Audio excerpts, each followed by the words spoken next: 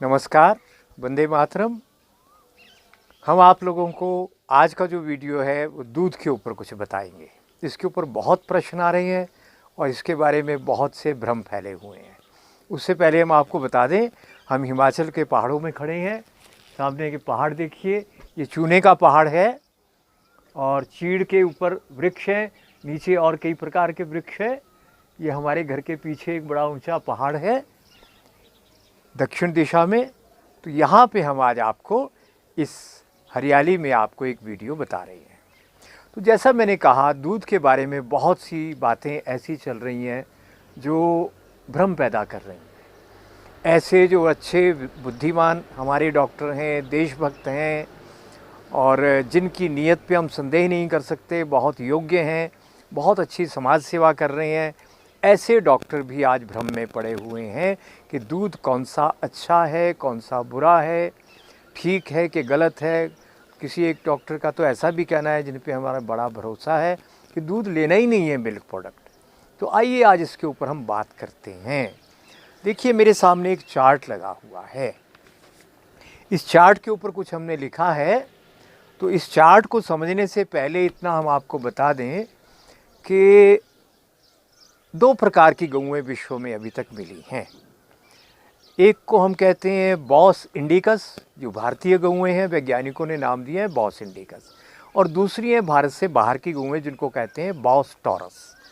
तो उनको एक नाम और दिया गया बाद में, काफ़ी बाद में, जब न्यूजीलैंड में इसके ऊपर काफ़ी शोध कार्य हुआ, तब जाकर इनको नाम एक और दिया गया। वो नाम दिया गया A1 A2।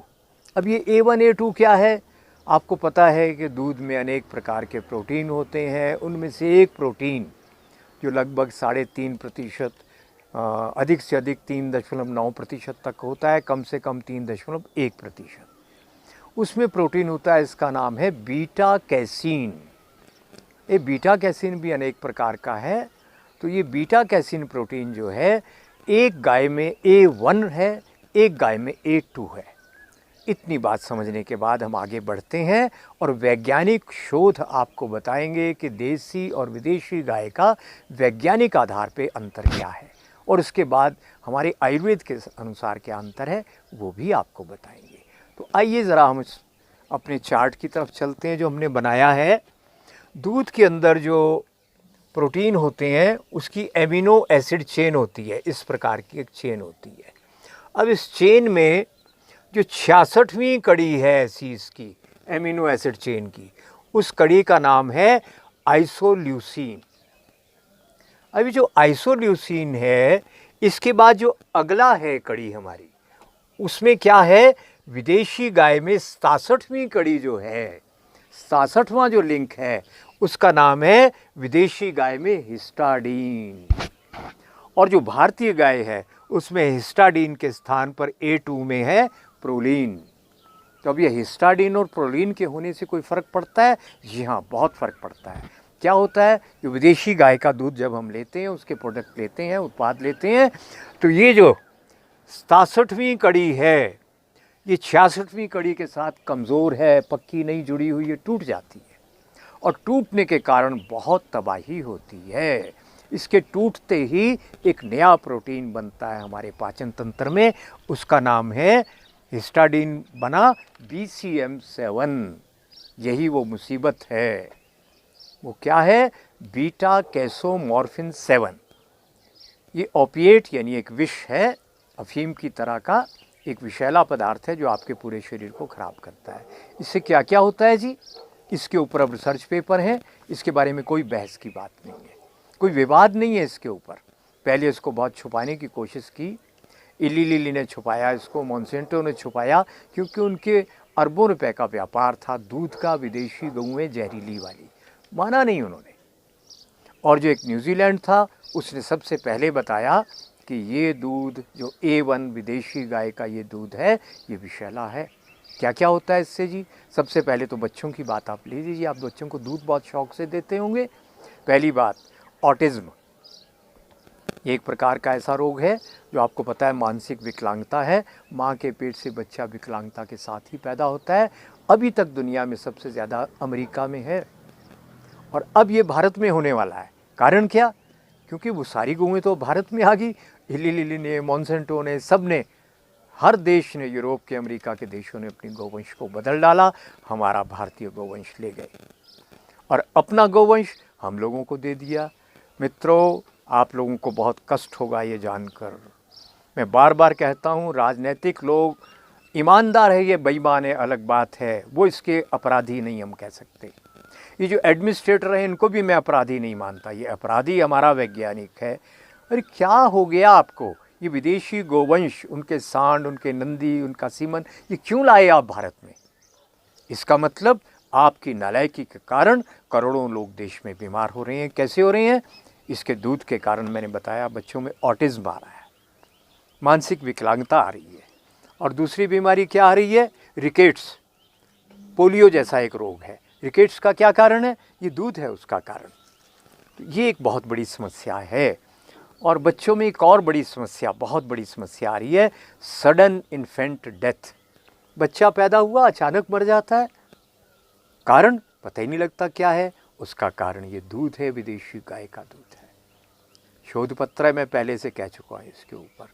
और इसके अलावा जो पेट के उदर रोग हैं, पाचन के रोग हैं, अनेकों मानसिक रोग जो बुढ़ापे में होते हैं, वो सारे पैदा होते हैं, और यहाँ तक कि कैंसर भी होता है इसके कारण। इसके ऊपर सबसे पहले जिन्होंने अध्ययन किया, जिनकी किताब सबसे पहले सामने आई, वो किताब का नाम है devil in the milk. Doctor Woodford नाम के डॉक्टर ने इसके ऊपर 30 साल काम किया, और उसके बाद रिसर्च पेपर सामने आया। तो जिनके पास विदेशी जहरीली गौएँ थी, उन्होंने इस शोध पत्र को मानने से इनकार कर दिया, क्योंकि उनके आर्थिक हित से जुड़े हुए थे। अब जाकर उन्होंने अपनी गौओं को बदल डाला। चालाक लोग हैं। हम सोए रहते हैं। हम का मतलब हमारा वैज्ञानिक, हमारा राजनेता, हमारी जनता, हम सब सोए रहते हैं। हमारे साथ कुछ भी लोग करते रहते हैं, हमें परवाह नहीं है उस चीज़ की सबकी। बाकी समाज कितने जागृत हैं, उन लोगों ने तुरंत अपने गोवंश को बदल डाला, भारतीय ले गए, और अपने पास अब उनके पास हमारा गोवंश है A2 प्रोटीन वाला। अब A2 प्रोटीन वाले गोवंश में क्या क्या गुण है, इस पर बाद में बात करेंगे। अभी A1 से डायबिटीज़ टाइप 1, आर्टेरियोस्क्लेरोसिस, ब्लड के थक्के बनते हैं, क्लॉट बनते हैं, आर्टरी ब्लॉकेज हो जाती है, हार्ट फेलियर, जब क्लॉट्स बन गए, क्या क्या बीमारियाँ नहीं लग जाएंगी। तो मानसिक, शारीरिक, हृदय के सारे तरह के रोग इस दूध के कारण हैं। यानी ये दूध एक प्रकार का विष है। अब प्रश्न ये पैदा होता है कि क्या भारतीय गौओं में ही A2 दूध होता है? जी नहीं। इन विदेशी गौओं को छोड़कर दुनिया के हर प्राणी का दूध A2 है, A1 नहीं है। फिर भारतीय गोवंश की क्या विशेषता है? फिर तो कोई विशेषता नहीं है। यही बताया जा रहा है हमको। अगला हमारे साथ जो षड्यंत्र चालाकी हो रही है, यही है। क्या है? हमने जी अपनी गाय का जीन बदल दिया है। जो हमारी HF हॉलिस्टीन फ्रीजियन गाय है, उसका जीन बदल कर A2 कर दिया। ले लो, ये 30 लीटर दूध देगी, 25 लीटर दूध देगी, तुम्हारी 5 लीटर देगी, ले लो। जर्सी गाय का हमने जीन बदल दिया, अब तो वो A2 हो गई। तो क्या हम ले लें? A2 हो गई? जी नहीं। केवल A1 A2 के आधार पर आप अपनी गाय का और विदेशी गाय की तुलना नहीं कर सकते। हमारी गाय इतनी खास तरह की, विशेष तरह की है, उसकी आंतों में vitamin A, B, C, B12 भी है, D, E, सारे के सारे विटामिन उसके दूध में, आंतों में आपको प्रोडक्ट में मिलेंगे। गोबर, गौमूत्र, पंचगव्य पदार्थों में सारे के सारे आपको मिलेंगे विटामिन। तो ये विदेशी गाय में तो नहीं है। इसलिए A1 A2 का जो अगली कॉन्स्पिरेसी तैयार है, उसमें मत फंस जाना। ये दूध अपने को नहीं चाहिए। फिर सेरिब्रोसाइट, जो माँ हमारी गाय का दूध पीती है, स्वदेशी भारतीय गाय का, सेरिब्रम उससे बहुत शक्तिशाली हो जाता है बच्चे का, है वो उसके बुद्धिमान बनता है बच्चा। ये एक और विशेषता है इसके दूध में। और इसके अलावा इसमें कैरोटीन है, वो कहाँ और मिलेगा? इसके दूध में है। विटामिन A पकाने के बाद और बढ़ जाता है इसमें, औरों में बहुत कम है या नहीं है। इसके अलावा एक और इसमें बहुत विशेष रसायन है, जिसके ऊपर जो है मुझे उसका नाम एक और बहुत विशेष इसके अंदर जो है रसायन है, वो कौन सा तत्व है? MDGI। ये MDGI क्या करता है? आपके रक्त शिराओं में से, रक्त में से कैंसर को प्रवेश ही नहीं करने देता कोशिकाओं में, उसको किसी भी कोशिका में, रक्त प्रवाह में। इतनी ज़बरदस्त चीज़ A2 दूध विदेशी आप बना दोगे उसमें नहीं है। और दुनिया के जितने और दूध हैं वो चाहे A2 होंगे, पर उसके अंदर MDGI नाम का ये पदार्थ बिल्कुल नहीं है। फिर स्ट्रोंटियम जो है इसमें वो भी तो नहीं है, ओमेगा 3 फैटी एसिड वो नहीं है। इसके अलावा हम आपको यहाँ कुछ और बताना चाहते हैं।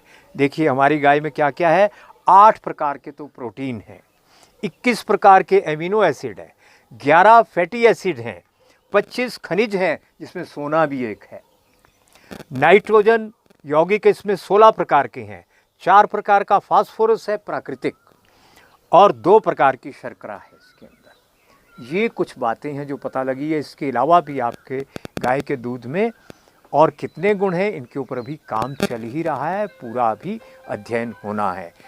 एक और शायद मैं बताना आपको भूल गया, इस दूध के कारण जो करोड़ों बच्चों को डायबिटीज़ टाइप 1 हो रही है, ये दूध ही उसका कारण है।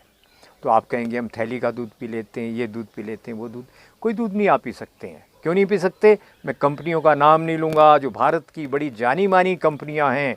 70% दूध विदेश से मिल्क पाउडर बनकर आता है, चाहे वो सरकारी है चाहे गैर सरकारी है। वो A1 मिल्क विशैला आपके दूध में मिलाया जाता है, जो थैली में और पैकेट में और घरों में सप्लाई हो रहा है आपको। वो दूध आप नहीं पी सकते हैं, हमको बताया नहीं जा रहा। ये तो आपने पढ़ ही लिया होगा, 64 करोड़ किलो दूध अच्छा और बुरा A1 A2 मिलाकर भारत में पैदा होता है, और 14 करोड़ किलो पैदा होता है, 64 करोड़ किलो की रोज़ खपत होती है। तो बताइए वो क्या खा रहे हैं? दूध के नाम पर हम जहर ले रहे हैं। तो हमको करना क्या है? गाय के गुणों के बारे में बहुत लंबी बात है, कई वीडियो बनाने पड़ेंगे, फिर बात करेंगे। चिकित्सा गाय की कैसे करनी, गाय से अपनी चिकित्सा कैसे करनी, इस पे हम फिर बात करेंगे, हमारा प्रिय विषय है। मगर ये समझ लीजिए, इस दूध का प्रयोग आप नहीं कर सकते।